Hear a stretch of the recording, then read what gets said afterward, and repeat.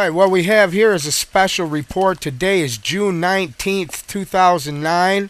The website is located at harrythomas.info. I'm your host, Harry Thomas. Well, it seems that the Fed is taking over the government. We've got many reports out. There's a couple here that I want to cover. One is, come out June 18, 2009, Geithner said the Fed is best positioned to become super regulator. Now remember, the Secretary of Treasury, Timothy Geithner, used to head up the private firm of the Federal Reserve Bank of New York. You want to talk about conflict of interest. U.S. Treasury Secretary Timothy Geithner said on Thursday that the Federal Reserve is best suited to become a super regulator to oversee large institutions whose failure could threaten the stability of the entire system. This is what he said. Every financial crisis of the last generation has sparked some effort at reform, but past efforts have begun too late, often after the will to act has subsided. We cannot let this happen this time. We may disagree about the details, and we will have to work through these issues. But ordinary Americans have suffered too much.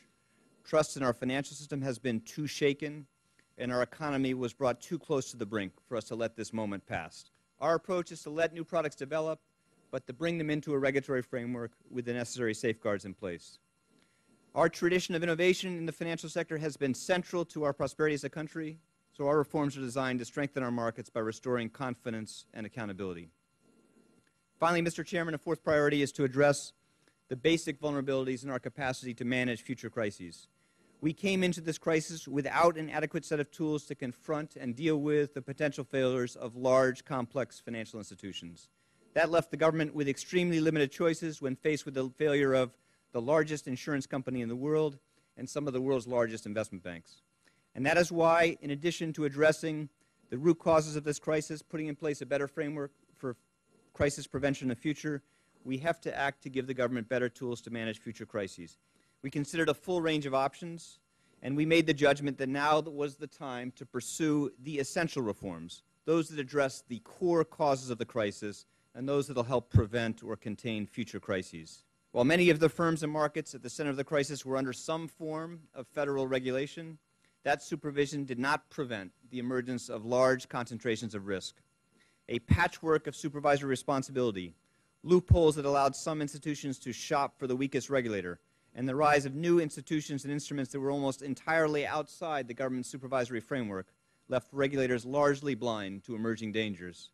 According to the rules unveiled by U.S. President Barack Obama Wednesday, large interconnected firms whose failure would threaten the financial system's overall stability would face new consolidation supervision by the Federal Reserve.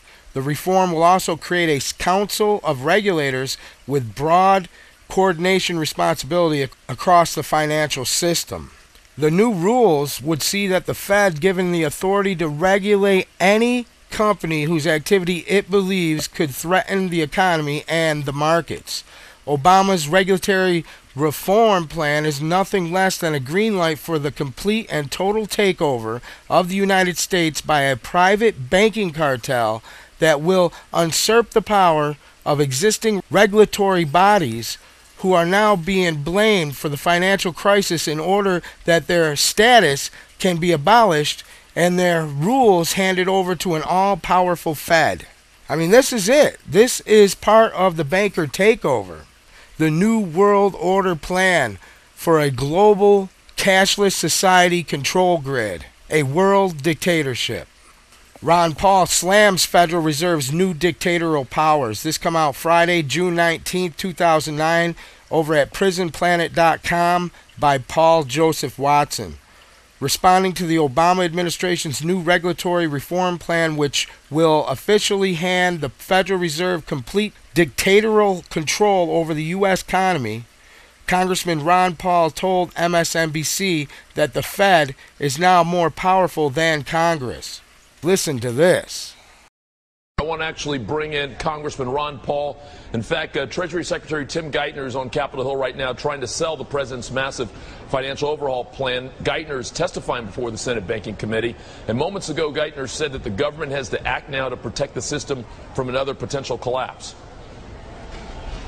We came into this crisis without an adequate set of tools to confront and deal with the potential failures of large, complex financial institutions. That left the government with extremely limited choices when faced with the failure of the largest insurance company in the world and some of the world's largest investment banks. Now, later today, Secretary Geithner is actually going to head over to the other side of the Hill to testify before the House Financial Service Committee. And our next guest is one to watch when that happens. Republican Congressman from Texas, Ron Paul, joins me now live. He'll be questioning Secretary Geithner this afternoon. Congressman Paul, good to see you, sir. Thank you. Congressman Paul, so is your perspective that Tim Geithner needs to dramatically change his approach at this point? We've seen Paul Krugman and other economists say the worst thing that could happen right now is for the government to ease up on the stimulus and other things, that it could lead to another crash. What are your thoughts? Well, it would be good to stimulate the economy, but you don't stimulate it by doing the same things we've done for 20 years. And the policies that gave us our trouble can hardly be the solution. So spending more money and borrowing more money and inflating the currency it will not solve the problem. They're making the assumption that it was a lack of regulations that caused our trouble. And yet we had banking regulators, and we had SEC regulators and FDIC regulators. We had a ton of regulations, and they failed. So they say, well, we just need more. It's sort of like what the outcome of Enron was. We passed Sarbanes-Oxley. Now they're trying to repeal Sarbanes-Oxley because it contributed to the problems of the early part of this decade. So I would say they're on the wrong course, and to me it's very, very disturbing that they have no confidence in the free market, and they have no interest whatsoever at looking at the root cause, and the root cause is easy credit, artificially low interest rates, inflating the currency, excessive spending, excessive debt, too much taxes, and they're going in the wrong direction. And believe me, there's reason for the polls to be shifting away from the administration because they're digging a bigger hole for us. But Congressman Paul, the first thing you said in that line was easy credit, and are you not at all concerned with the role, for example, that some of the credit rating agencies played in that, which in part allowed people to, A, get more access to credit? I don't just mean individuals, but I mean large corporations. Are you not at all concerned that some of the regulations weren't well enforced? Well, what you're trying to say is the regulations could compensate for the easy credit. It wasn't the regulators who created the credit. It was the Federal Reserve that pumps up the money supply and artificially lowers the interest rates. And then the regulators are supposed to come in and adjust. You might say the housing bubble should have been stopped by the regulators, but Congress and the regulators actually force some of these subpar loans. They had to give loans with no down payments, and that was involved with the regulators. So the regulators failed because the system of regulations can't possibly compensate for the errors that are made by the Federal Reserve in creating a monetary system that is just not stable at all. Congressman Paul, I want to bring in my colleague Chuck Todd, who's the political director for NBC, who just completed our poll that talks about some of the concern among the American people for some of the spending. Chuck, do you have a question for Congressman Paul? Well, I want to ask the Congressman, so redo regulation right now. You say you want to get rid of some of this stuff, but obviously there was some missing regulation. Maybe the SEC didn't have enough correct people there. So, you know, where do you regulate? Well, what your statement says is it proves regulation didn't work, or that it was misdirected. The regulation should be on the Federal Reserve. We should have transparency of the Federal Reserve. They can create trillions of dollars to bail out their friends, and we don't even have any transparency of this. They're more powerful than the Congress. So yeah, but isn't we do need regulation. But isn't the Treasury Secretary? I mean, one thing about this new plan from the administration is that they actually do want to try to bring some more transparency and accountability to the Fed. I know it's not as much as you'd like to see, but is it not an improvement? No, they're giving a tremendous amount of more power to the Federal Reserve, the very institution that created our problem. I mean, that's about the way Washington works. Not enough regulations, too much regulation to begin with, so they give them more. The Federal Reserve creates the problem, so we give them more power. It's fiat money is the problem, so we allow them to double the money supply. You just can't solve the problems that way. That's like saying you can take care of a drug addict by just giving them more drugs. And that's what we do here in Washington. We spend more, we tax more, we print more, we regulate more. We don't have any belief or confidence or understanding of how the Federal Reserve created the problem and how the free market ought to work. Congressman Paul, I hope you'll come back and talk to us a little bit about that more in the future. Thank you so much for joining us. Thank you. Ron Paul is right on the mark. This guy is telling the truth about what's going on.